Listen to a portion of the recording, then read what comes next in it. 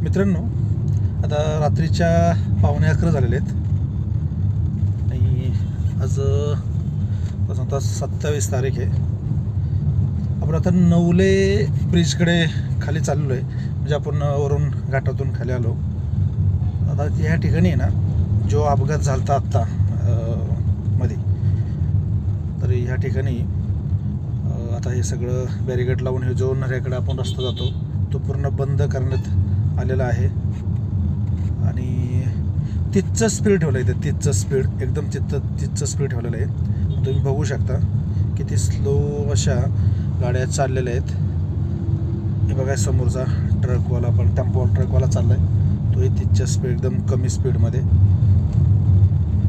म्हणजे वरून ज्यावेळेस आपण येतो, म्हणजे कात्रज नवा बोगदा आपण क्रॉस केला की आपण पुढं आल्यानंतर तिथचं स्पीड आहे. म्हणजे पूर्ण नवले ब्रिजपर्यंत तिथचं स्पीड आहे.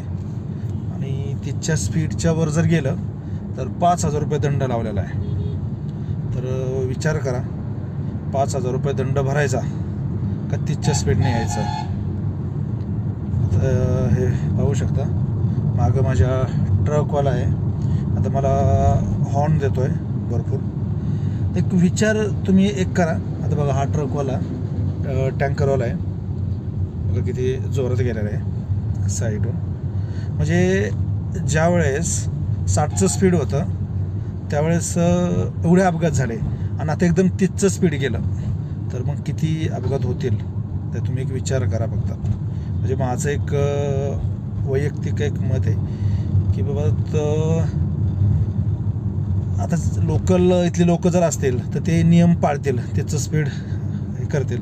पण बाहेरचा एखादा राजस्थानवाला असेल, UP-वाला असेल, केरळवाला असेल, XYZ आंध्र प्रदेशवाला असेल, ट्रकवाला असेल, कंटेनर असेल, बरं तो नियम पाळेल का? म्हणजे तो जर वरून आला आणि आपलं तिथचं स्पीड आहे, तिथच्या स्पीडला तेवढी गाडी कंट्रोल, म्हणजे एकदम आता तिथच्या स्पीडला म्हणजे फारच कमी स्पीड आहे. खूप आता गर्दी पण होणार आहे तिथे, आणि खूपच त्यावेळेस तर काही एखाद्या गाडीचं जर ब्रेक फेल झालं तर तो किती गाड्या उडवत जाईल याचा अंदाज सांगता येत नाही. परत तिथचं स्पीड ठेवलं पाहिजे का 60चं स्पीड ठेवलं पाहिजे, मित्रांनो नक्की कमेंटमध्ये सांगा. बघूया आपण. थँक्यू. Good night.